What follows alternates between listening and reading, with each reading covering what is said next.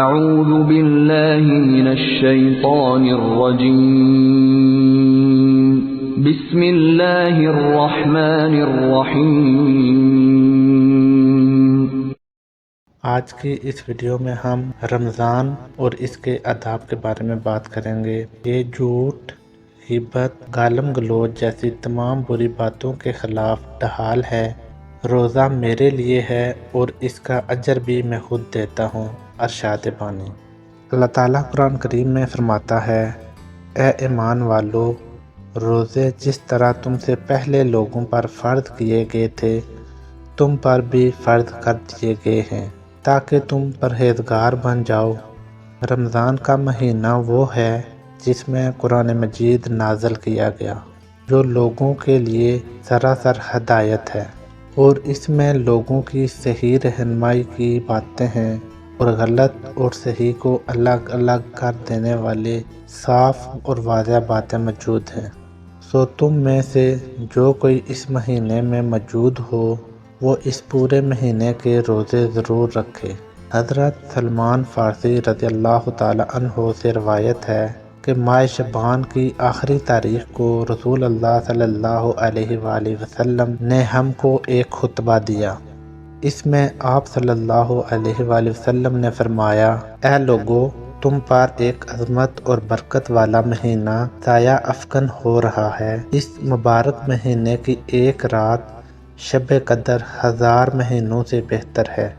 اس مہینے کے روزے اللہ تعالیٰ نے فرض کیے ہیں اور اس کی راتوں میں بارگاہ خداوندی میں کھڑے ہونے یعنی نماز تراویح پڑھنے کو نفل عبادت مقرر کیا ہے، جس کا بہت بڑا ثواب رکھا ہے۔ جو شخص اس مہینے میں اللہ کی رضا اور اس کا قرب حاصل کرنے کے لیے کوئی غیر فرض عبادت اللہ کی رضا اور ثواب حاصل کرنے کے لیے افطار کرائے تو اس کے لیے گناہوں کی مغفرت اور آتش دوزخ سے آزادی کا ذریعہ ہوگا، اور اس کو روزہ دار کے برابر ثواب دیا جائے گا، بغیر اس کے کہ روزہ دار کے ثواب میں کمی کی جائے۔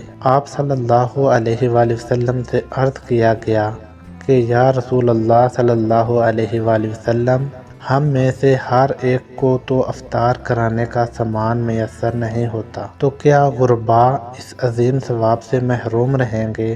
آپ صلی اللہ علیہ وآلہ وسلم نے فرمایا کہ اللہ تعالیٰ یہ ثواب اس شخص کو بھی دے گا جو دودھ کی تھوڑی سی لسی یا صرف پانی کے ایک گھونٹ سے کسی روزہ دار کا روزہ افطار کرا دے۔ اس شخص کو اللہ تعالیٰ میرے حوض یعنی کوثر سے ایسا سیراب کرے گا جس کے بعد اس کو کبھی پیاس نہیں لگے گی تاکہ وہ جنت میں پہنچ جائے۔ اس کے بعد آپ صلی اللہ علیہ وآلہ وسلم نے فرمایا، جو آدمی اس مہینے میں اپنے غلام و خادم کے کام میں کمی کر دے گا اللہ تعالیٰ اس کی مغفرت فرما دے گا اور اس کو دوزخ سے رہائی اور آزادی دے گا۔ حضور اکرم صلی اللہ علیہ وآلہ وسلم نے ارشاد فرمایا کہ رمضان کے 3 عشرے ہوتے ہیں۔ اس کا پہلا عشرہ سراسر رحمت کا ہے، درمیانہ عشرہ نزول بخشش کا ہے اور آخری عشرہ تو عذاب سے خلاصی کی دستاویز ہے۔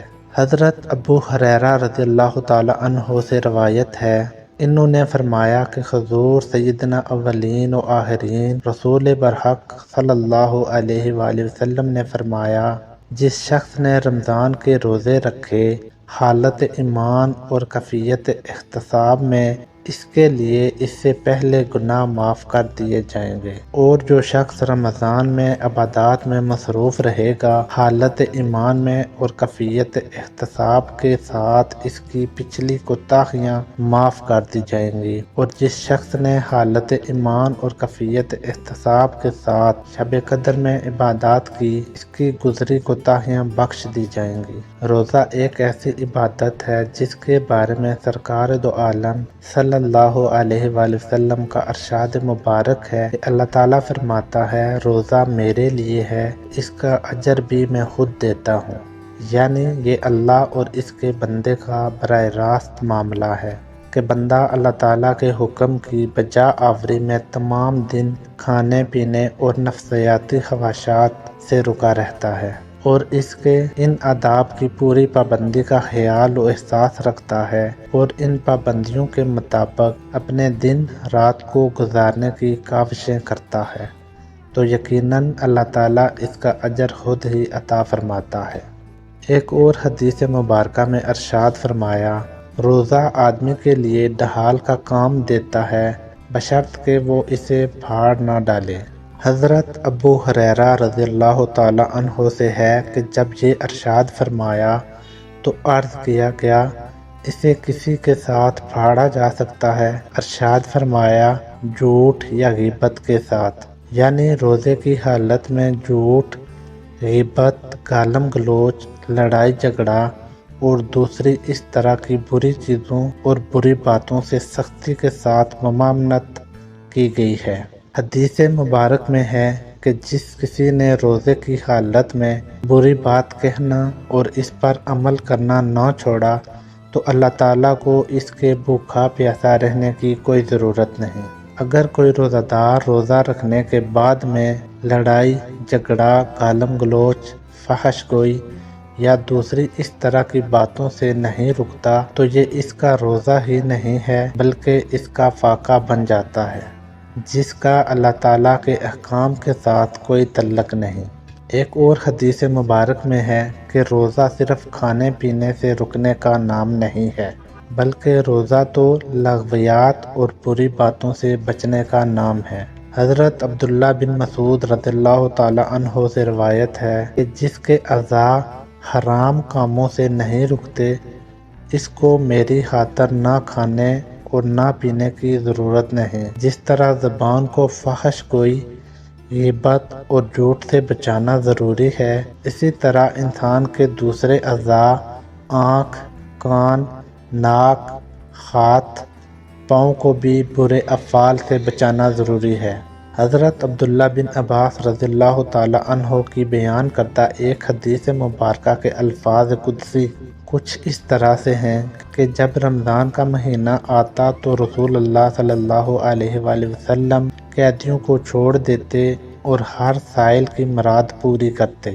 رمضان میں جہاں بہت سی برکات و انعامات ہیں وہیں مسلمانوں کے دوسرے لوگوں کے ساتھ اچھے رویوں کی بھی تلقین فرمائی گئی ہے اور نبی کریم صلی اللہ علیہ وآلہ وسلم نے ایسے عمل مبارک سے بھی اس بات کی طرف توجہ دلائی ہے۔ گویا رمضان کا مہینہ رسول اللہ صلی اللہ علیہ وآلہ وسلم اس مہینے میں باقی مہینوں کی نسبت بہت زیادہ کرم فرماتے۔ دین اسلام میں مسلمانوں کے لیے ہر موقع کے لیے آسانیاں رکھی گئی ہیں، جیسے قرآن مجید میں ارشاد ہوا، اللہ تعالیٰ تمہارے حق میں آسانی چاہتا ہے، وہ تمہارے حق میں تنگی ہرگز نہیں چاہتا۔ روزے میں کوئی مسافر ہو یا مریض ہو تو اس کے لیے بھی رخصت کی اس طرح سے اجازت ہے کہ وہ اس حالت میں رمضان کے روزوں کی قضا بعد کے دنوں میں ادا کرے۔ اگر کوئی شخص عمر کے اس حصے میں ہے یا مرض کی اس حالت میں ہے کہ اس سے سال کے باقی ایام میں کسی بھی وقت روزہ رکھنا ممکن نہیں تو اس کے لیے فدیہ کا حکم ہے۔ ایک اور حدیث مبارکہ میں رسول اللہ صلی اللہ علیہ وآلہ وسلم نے اس مہینے کو صبر کا مہینہ قرار دیا۔ دینی اصطلاحات میں صبر کے معنی اللہ کی رضا کے لیے اپنے نفس کی خواہشوں کو دبانا اور تلخیوں اور ناگواریوں کو برداشت کرنا ہے، جس سے اس کے اندر ان غرباء و مساکین کی ہمدردی کا جذبہ بھی پیدا ہوتا ہے جو ناداری کی وجہ سے فاقوں پر مجبور ہو جاتے ہیں۔ اللہ تعالی ہمیں تعلیمات قرآنی اور سنت نبوی صلی اللہ علیہ وآلہ وسلم پر پورے طریق سے عمل کرنے کی توفیق عطا فرمائے، آمین۔ میں امید کرتا ہوں آپ کو میری یہ ویڈیو پسند آئی ہوگی۔ تمام نئے آنے والے دوستوں سے گزارش ہے کہ اس طرح کی اسلامی ویڈیو دیکھنے کے لیے ہمارے چینل کو سبسکرائب کریں اور اس ویڈیو کو زیادہ سے زیادہ شیئر کریں۔ اللہ حافظ۔